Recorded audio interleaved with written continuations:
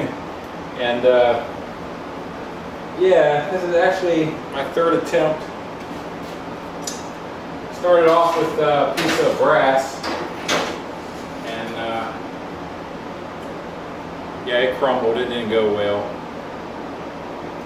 Then I started off with another piece of brass, which I thought was of higher quality, and that didn't go well. So then I had the bright idea, I'd melt my own brass like I did when I did the Suba on my Wakizashi, and I'm just not about wasting all that propane. So I decided to just use a piece of copper, and I'm gonna make a copper. I'll make a copper Habaki, and then we'll get it silver soldered on so it'll be nice and strong. But I got my piece cut. I got it squared up on the belt sander. I got it annealed. I heated it up in the forge and then punched it in water. That annealed it, and I got a piece of steel over here that's pretty much the same width as the tang on the sword. So I'll go ahead and get started. Yeah, I got the door shut down today. I mean, don't leave me much room, but I really just don't feel like being a spectacle for the neighborhood today. So when this is annealed, it's nice and soft. But I do have the forge hot, and more than likely we'll be going back to the forge to keep it soft.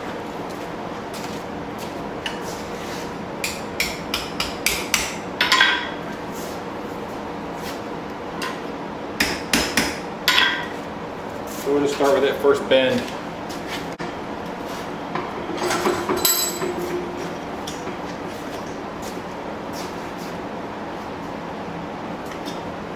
And the copper is the easiest to work with. I guess if I ordered some good brass, that'd be just as easy. But my luck probably crack on me.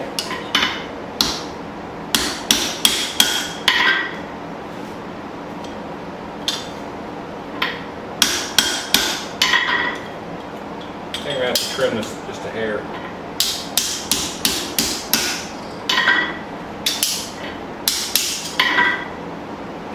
All right, so I'm going to take this over to the belt sander. I got to trim that off because it's interfering with me using this as a mold. Hold on. All right, we're back.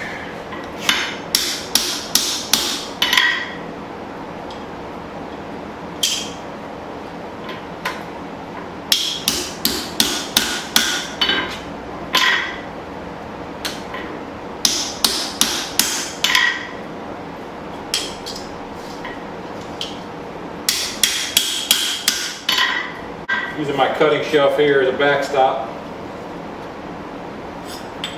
So, got a nice square circle there, or a nice square bend. Not a circle.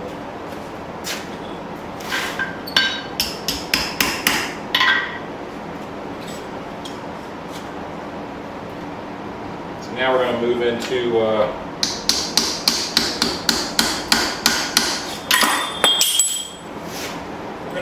some forming. I got the sword and the vise over there, so I'll move you over there and we'll do some forming over there. If we have to stop and do an annealing, then I'll stop, do that off camera, and we'll soften this up and quench it. So I guess I should explain that. So the more you work copper, the harder it gets, and then the harder it gets is if you keep working with it, it's just going to crack and break on you. So I probably should anneal it right now because this is a lot of work for cold metal. So I would stick it in the forge, kind of get it to glowing dull red, and I'll take it over to the water bucket, throw it in there. Then it'll be nice and soft again. So probably shouldn't do that. Just after moving it all that a ways, probably not going to be a bad idea.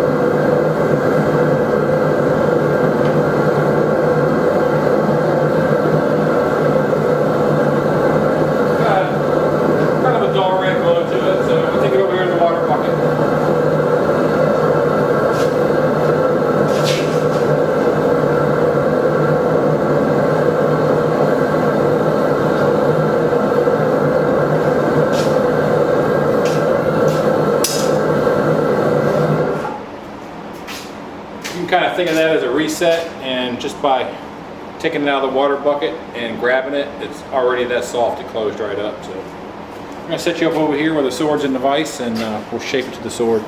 I have to get my glasses, so I might have to shut you down so I can go get my glasses. So this is gonna come up to here, and when the final sanding's done, it's gonna sit flush with that. Right now there's a little bit of a bump there. I don't think I'm at my final dimension. Then I need to figure out how much I need to trim. So I'm gonna do some marking up and some rough cuts. And I don't really think I need to film that, but I'm basically just gonna cut it with a hacksaw. So. All right, so I'm back. I got it cut and left a little bit of spare there. So now we're gonna take and form it.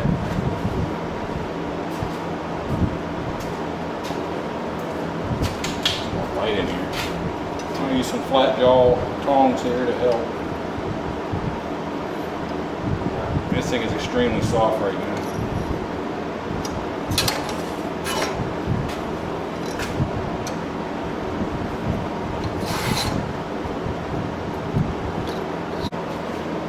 All right, so I hammered it without the form in there. Now I'm gonna get me a tighter fit.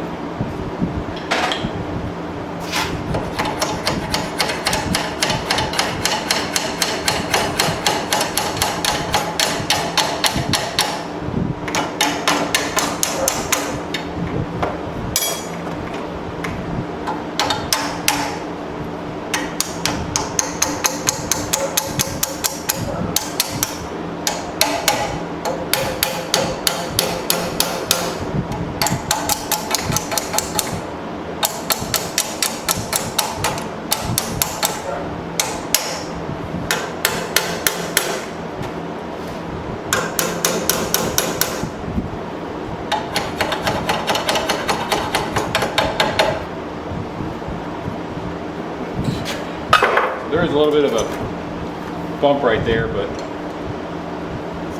I'm not done with the spine yet, so it's going to be okay. So that's the shape. But what we need to do is come in here with a file and cut down so it can straddle that just a little bit. So I'm going to get my file and do that now. Do that in advance. Hold on. I'll probably go down. Not too terribly far.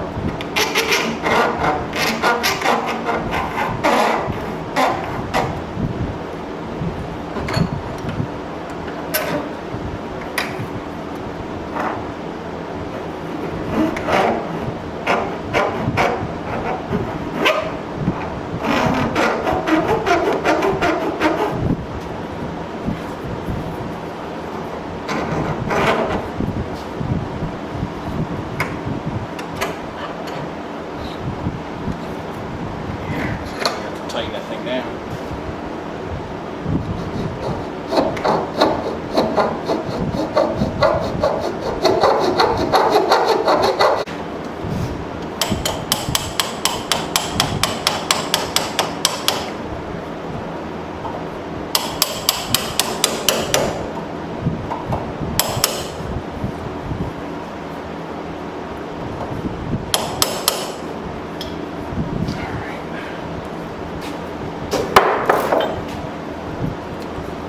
Actually fits kind of nice.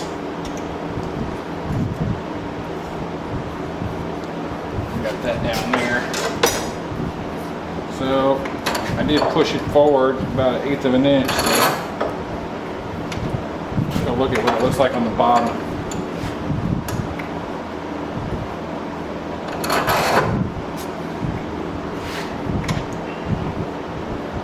So I guess I probably will have to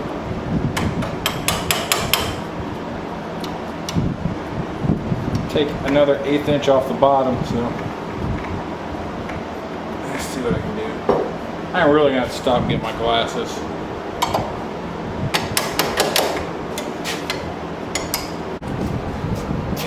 So I have to file it in a little bit. Got my eyeballs.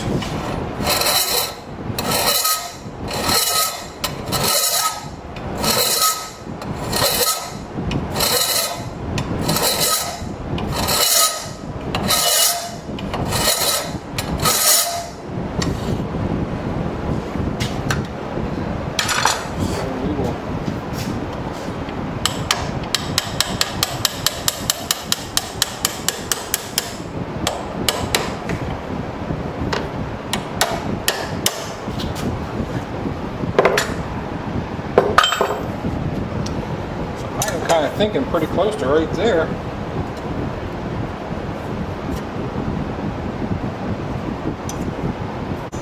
Alright, so I'm shooting for probably about 1.25 inches. So I'm going to go ahead and square that up on the belt sander. I had a scratch over there on that side, so I'll probably take a majority of it off the front. I'll take 1/8 off of each side, get it nice and square on the belt sander. And alright, I kind of had a brain fart when I squared up the front. Took some of my groove out. So let's get that reestablished.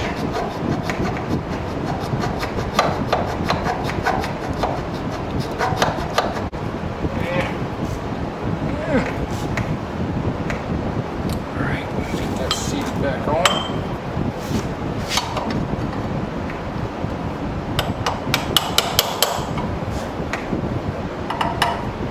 Very nice, very nice.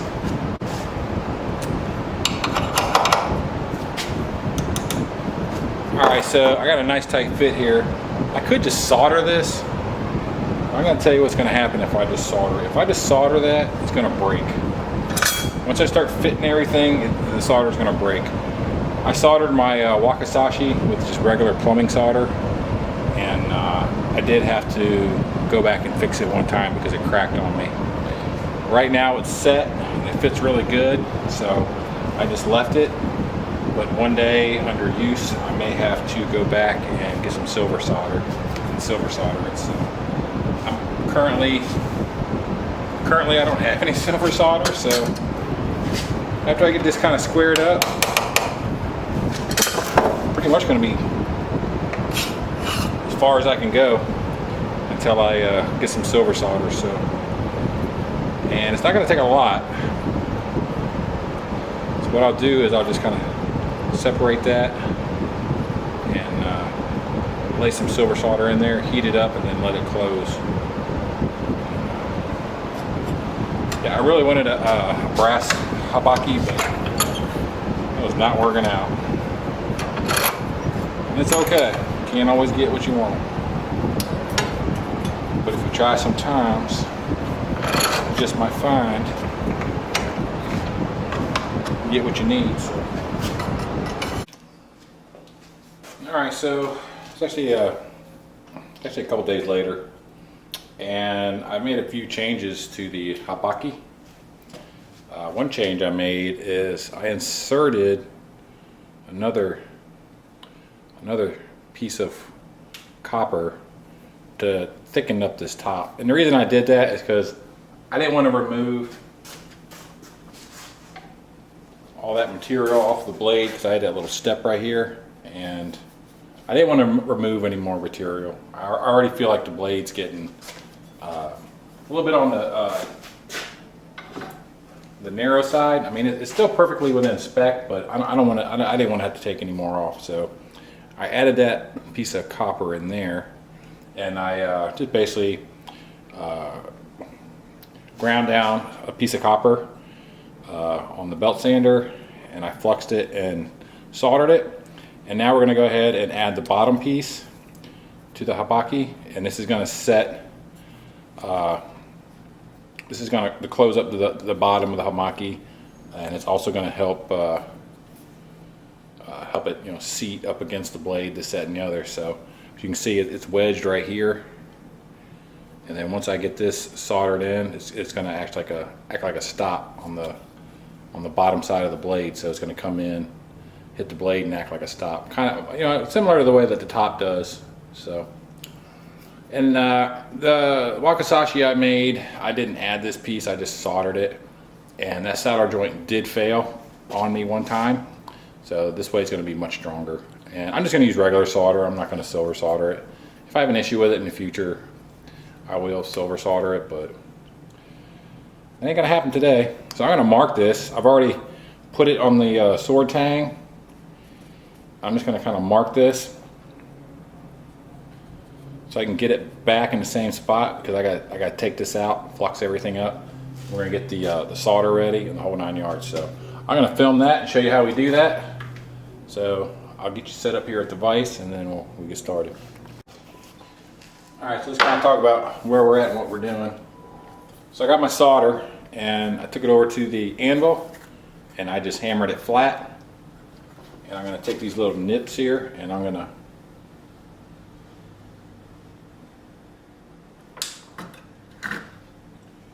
just nip off some little pieces, little teeny tiny pieces like so, and get them ready to go. Gonna put them there on the edge so I can grab them, reach for them.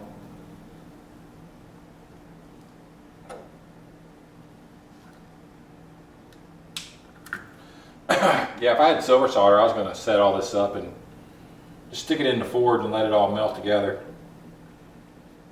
But because you need oxygen acetylene to silver solder, and I don't actually have an oxygen acetylene rig, not even a little one. So, all right, now I need to take teeny tiny pieces of solder and get them inside here.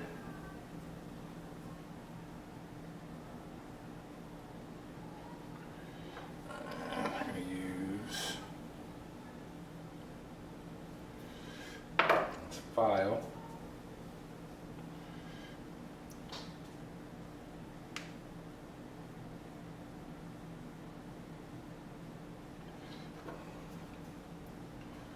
This is delicate work, but damn file's magnetic. I picked up shavings. It's kind of delicate work, but I've tried just running a bead of solder in there, and that don't work too good. You really have to cut these little pieces, otherwise it just makes a huge giant mess. Which is no big deal. I mean, I could have just laid the solder in there and let it flow, and then just take some time and file everything. But this way, just flattening it out and just getting just pretty much just enough. Yeah, there's not going to be any soldering. So that's, I mean, not soldering, but filing. This is gonna hopefully all suck in, and that'd be that. I don't know how good you're gonna be able to see this, but this piece on the bottom is coming up and it's protruding through the taper here, and I have the little solder, I don't know, little solder pieces stacked on each side of it. So when I melt it, it's gonna flow in between both of these sides and lock in that bottom piece. So, all right, I think we're good. Everything's stacked up in there nice. And get the torch on it. See what happens.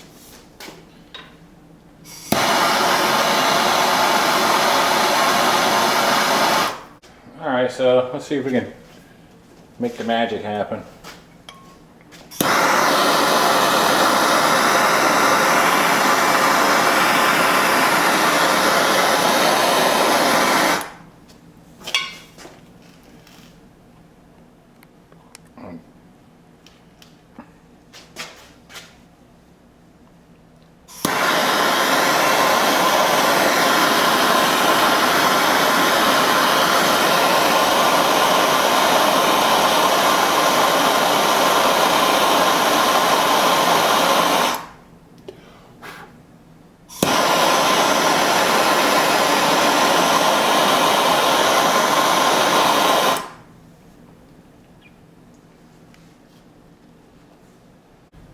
I think that took. Let me go cool it now. All right, so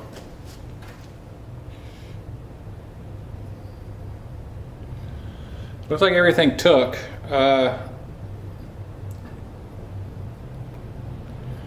gonna clean it up on the belt sander. I'm gonna knock this back off and knock this bottom off and see how this seam looks. I might have to run some down that seam. I'm not sure yet. Let's take a look. All right, so we got the bottom all ground off, and yeah, I think the joint looks pretty good. After I do some finishing sands on it, you know, finer grits and stuff, I think it's gonna look pretty decent. So let's go ahead and see if it fits. Should.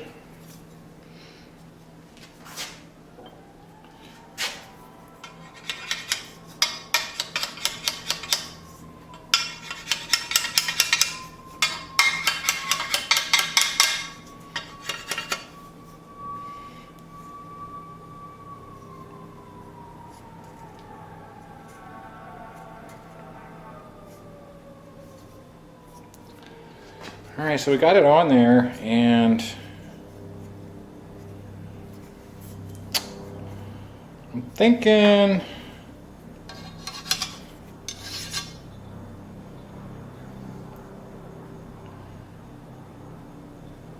I don't know. What am I thinking?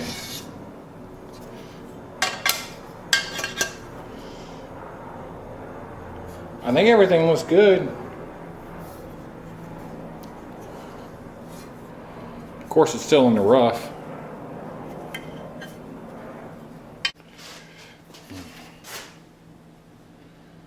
I'm thinking that thing did move. I think I'm gonna hit that with just a little bit more solder. I think it did move.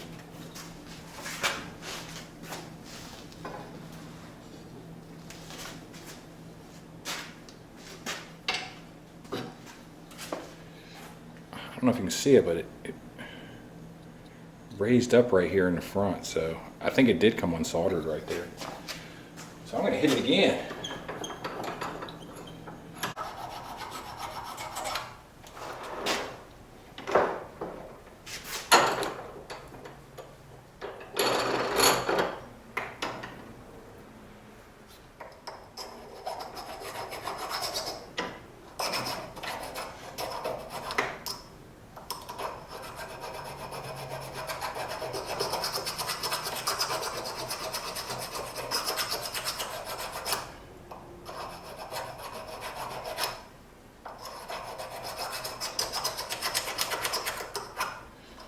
That sucks. I think I'm getting somewhere now.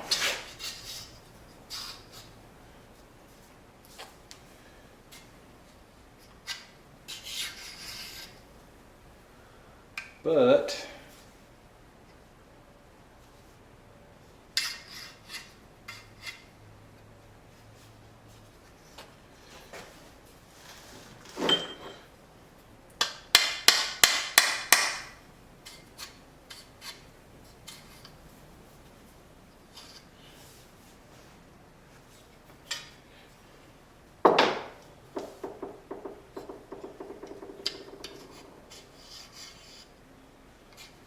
I think it's a little bit fat right here, and that's why it's a little bit fat right here, and that's why it keeps popping it open. I thought I had it, but I guess not.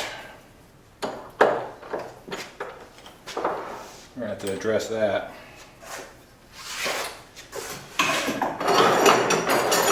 That is a huge deal, because that's gonna mess us up on the Suba too. That's gonna mess us up on every fitting, matter of fact. We gotta get that fixed first.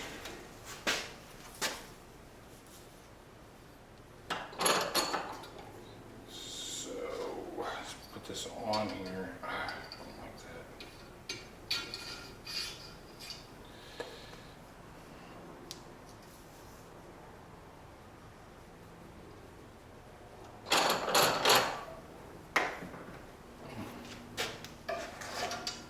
Yeah, it's like good. Good, fat. So that's going to have to be addressed.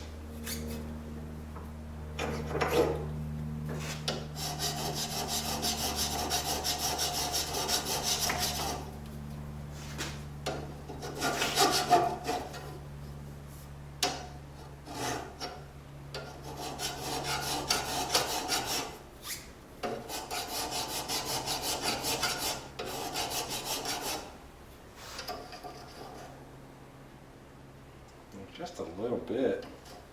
I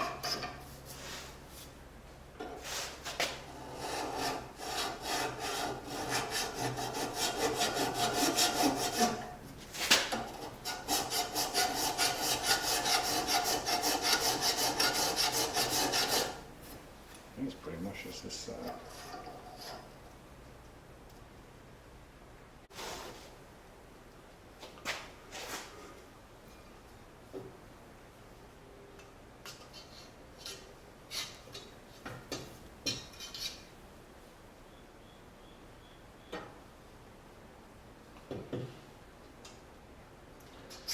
Like it's in the back.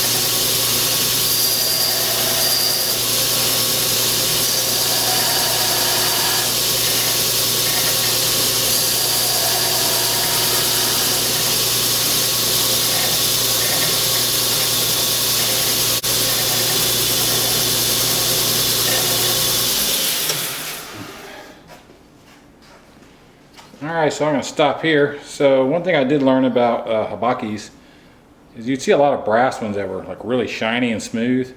Then they'd have like a whole bunch of scoring going across in one direction. And I always wondered why they just, I mean, I guess it looks pretty cool and all, but spend all this time smoothing that brass and then just score it, and that's their pattern. But there's a reason they do that. That scoring is actually creating friction.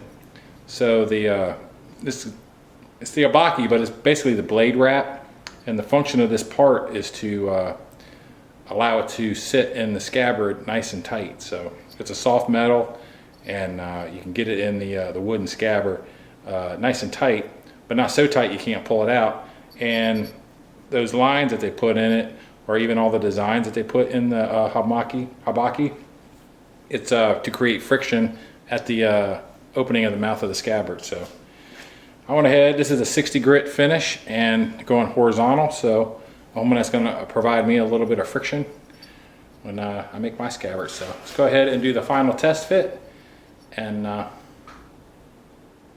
yeah, hopefully it won't pop apart. If it pops apart, I'm going to lose my mind. It would not have popped apart. I think we're good. I think we're good.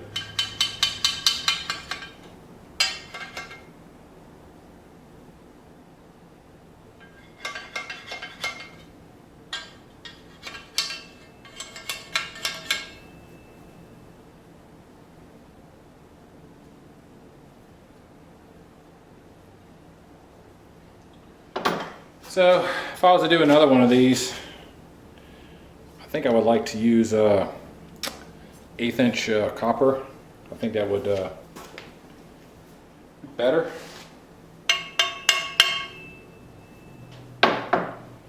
So next I got to get on to, well, I got to do some seppas, which are spacers, but I got to get the Suba cut. So this may still have to be ground in the back so I can get the right angle on the Suba. So every piece builds off the next piece, so that's why it's kind of important. You got to do all this stuff as you go, at least for me. I mean, the mass-produced swords, they just forge them out to close enough, and then they have a whole bunch of fittings that kind of almost fit. So, and that's why those swords are just, you know, a few $100s versus an expensive sword that's folded steel, the whole 9 yards, and all the fittings, all the furniture is custom built to each sword. You know, the fittings won't fit another sword typically. All right, so it took some fiddling and fidgeting there at the end, but the Habaki's fit to the sword, and probably about 90% done. One other thing I'll probably have to do with it is make sure the angle of the Suba is going to be correct. So next we're going to get onto the Suba. We'll get the hole punched in that, get that fit in the tang, and then we'll see about shaping up the outside and think about what we're going to do as far as a design for the Suba. But yeah, the Habaki copper, it's fairly straightforward. Just kind of wrap it around and solder it up. The silver solder would have done a lot better. But yeah, actually what I found out in the end, why I kept popping open, is I had a little hump right here I didn't know about. And after closer inspection, I found the hump, and that's why I kept popping it open. Filed that down, and then I was able to get it up on there without any more issues. So what you got to do sometimes when you're doing this kind of stuff, a lot of fiddling and fidgeting and all that good stuff. It's actually a really tight fit to about the up to about the last I don't know, 3/16 of an inch. And then you kind of got to tap it on with this is just brass, so. But it's on there, and it's locking into place. And of course, the more I take it on and off and fiddle with it as the build goes on, it'll probably just wind up sliding on. So at least that's the way it was with the Wakizashi I did. The Wakizashi was the exact same way. It was really tight, and before the build was over, I could take it on and off with my hand just from wear and tear on using the part. So I'm gonna stop babbling. Let's get back to your day. We're gonna end this video right here. But yeah, Habaki out of a piece of copper